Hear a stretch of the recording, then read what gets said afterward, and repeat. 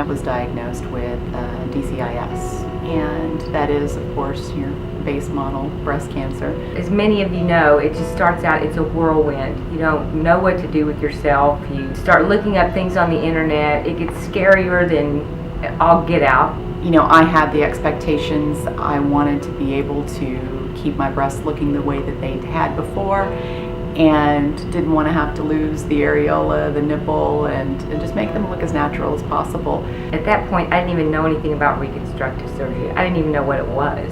When a friend of mine that's a surgical nurse said, "I think you need to start with Dr. Spiegel." Dr. Spiegel's name came in as quickly as I could get here.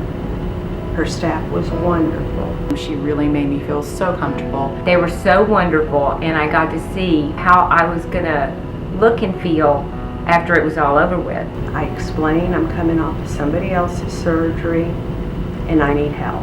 The care that I received after the first surgery and the second surgery was outstanding. I had the feeling from the first day that I was here that I was going to look better when it was all over with. It was much easier than I ever anticipated. The procedure itself, it might be a little bit grueling at first, but it's not a very hard recovery. Dr. Spiegel was there along with her team to make me feel very comfortable, to make sure that my pain was being managed. She gave me such a gift. This is a year later now. I could not be more pleased. It's almost like she was able to take my belly and put it up here. I, as a result, have breasts that look better than they did before, honestly.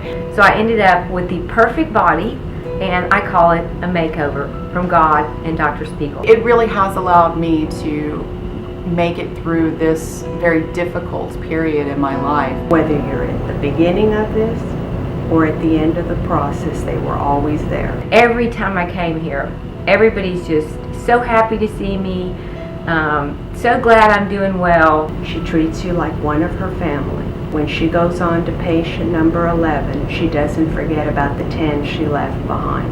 And she's definitely the top doctor, not only in the Houston, but I would say definitely the world. I couldn't think of a better place to be right now in my life or through the whole process.